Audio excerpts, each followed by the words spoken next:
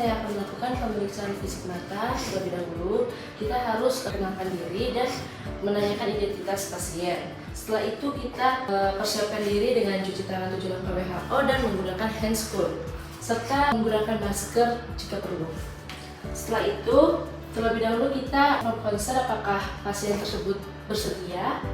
Selanjutnya kita inspeksi terlebih dahulu bagian kelopak mata pasien untuk menilai palpebra inferior tersebut dengan menggunakan cotton bud. Terus kita lihat apakah ada konjungtivitis, apakah ada corpus alienum. Setelah itu kita inspeksi visura palpebra dengan menggunakan mixter ukur untuk menilai apakah terdapat mata malas pada pasien. Dengan menggunakan mixter ukur dari margin palpebra superior dan inferior tepat di bagian tengah pupil kanan dan kiri. Setelah itu kita inspeksi bulu mata. Pasien dalam posisi primer dan menggunakan pen light, lihat arah bulu mata tersebut, apakah masuk ke dalam, apakah keluar, untuk menilai apakah ada trichiasis, distichiasis. Selanjutnya kita ke inspeksi sklera. Terus pasien itu disuruh posisi duduk dengan menggunakan pen light lagi. Kita nilai warna skleranya, apakah terdapat pendarahan pada sklera dan injeksi. Setelah itu pasien juga suruh melihat ke arah 6 kardinal, atas, tengah, bawah, kanan dan kiri. Setelah itu kita inspeksi orifisium punctum lacrimalis untuk menilai jar air matanya, apakah terdapat warna tertutup, apakah tidak. Setelah itu kita lihat juga apakah ada sekret yang keluar. Setelah itu kita pemeriksaan palpasi kelenjar limfe aurikular untuk menilai apakah ada benjolan di bagian tersebut. Setelah itu kita identifikasi jumlahnya batas tegas atau tidak, pembukaan mobile atau tidak. Setelah itu kita melakukan pemeriksaan posisi mata dengan menggunakan tes Hirschsprung. Kita menggunakan senter setinggi mata pasien sebagai sindar fiksasi. Setelah itu, senternya itu terletak 30 cm dari pasien, segini. Setelah itu, kita lihat refleksi sinar pada mata fiksasi letakkan di tengah pupil. Terus dilihat letak refleksi sinar tersebut pada kornea mata yang lain. Setelah itu, kita penilaian posisi mata dengan cover on cover test. Bila pasien memakai kacamata, maka kacamata tersebut dipakai. Setelah itu, nilai posisi mata dengan cover on cover. Dengan menggunakan offloader, kita suruh pasien untuk menutup mata satu yang untuk diperiksa. Terus kita suruh pasien melihat satu benda di satu garis lebih besar dari tajam penglihatan terburuk dan dapat digunakan non-akomodatif target sinar. Selanjutnya digunakan dengan satu mata lagi untuk diperiksa. Setelah itu kita melakukan pemeriksaan gerak bola mata dengan menggunakan jari kita. Pasien disuruh mengikuti arah jari kita dengan 6 kardinal tersebut. Apakah pasien dapat mengikuti untuk menilai otot mata pada pasien. Setelah itu kita memeriksa refleks cahaya dan refleks pupil dengan bantuan pen light. Setelah itu kita ada dua, secara refleks langsung dan tidak langsung. Yang pertama kita refleks langsung, kita langsung sinarin mata pasien yang kanan dan kiri, terus kita nilai refleks pupil tersebut apakah mengecil dan membesar. Setelah itu kita cek dengan secara tidak langsung, yaitu dengan kita menyinari salah satu bagian pupil tersebut, apakah yang di sebelahnya terdapat miosis juga. Setelah itu kita nilai apakah ada miosis atau tidak. Selanjutnya kita akan melakukan pemeriksaan media refraksi, yang dimana pemeriksaan menggunakan pen light dan loop. Kita memposisikan pasien dalam keadaan duduk, kemudian kita memberikan cahaya dari arah depan dengan kedua mata kiri dan kanan.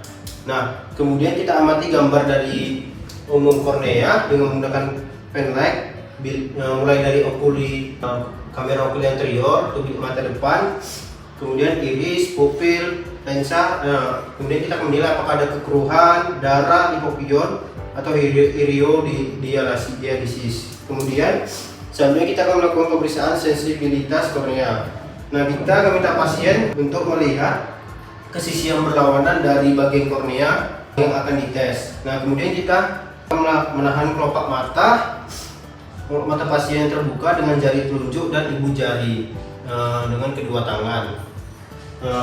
Kemudian dari sisi lain, untuk mencegah terlihat kapas yang digeser sejajar dengan permukaan iris menuju kornea yang akan diperiksa. Kemudian kita usahakan kapas itu mendekat tanpa tidak disadari pasien. Nah, kemudian kita akan menempel kapas pada permukaan kornea di bagian kornea. Kemudian kita akan lihat terjadinya refleks pada refleks menggedip. Jika pasien merasakan perasaan tidak enak, kita nyatakan adanya timbul lagrimasi. Nah, selanjutnya kita melakukan pemeriksaan shadow test. Nah, di mana ini kita akan mensenterkan pada pupil dengan sudut 45 derajat dengan dataran iris.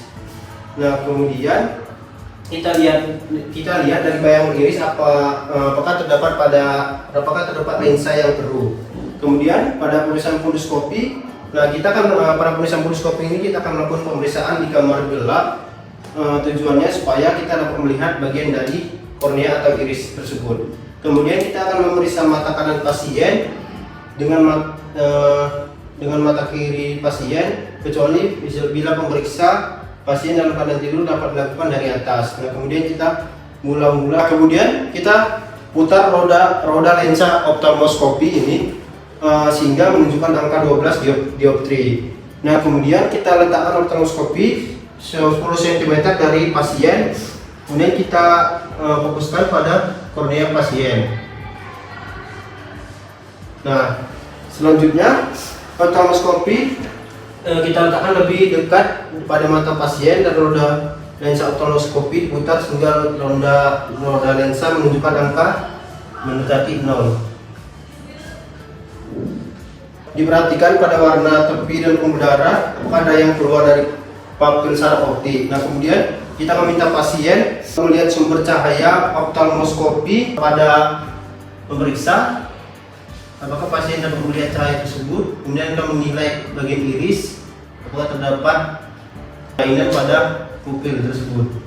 Nah, kemudian pemeriksaan tekanan intraokular, kita akan meminta pasien untuk mata yang ditutup kedua mata. Kemudian kita akan melihat pandangan kedua mata menghadap ke arah bawah. Kemudian jari-jari lainnya bersandar pada dahi pasien dan pipi pasien.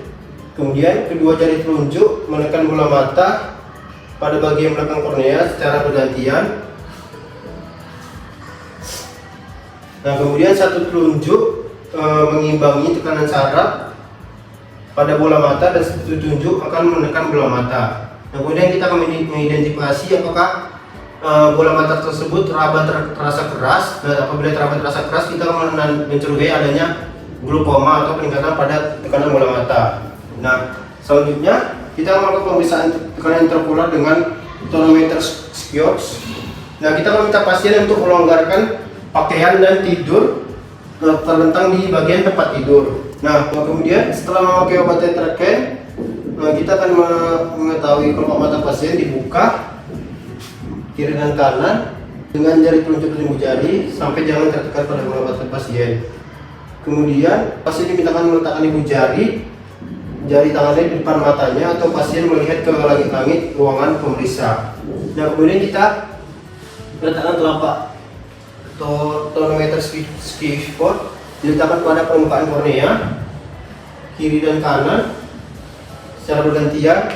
Kemudian setelah kita letakkan di bagian tonometer skispot ke arah kornea, kita akan menunjukkan angka yang tetap atau dibaca nilai tekanan pada skala busur skispot yang berantara 0 sampai 15. Baik Pak, pemeriksaan fisik sudah selesai.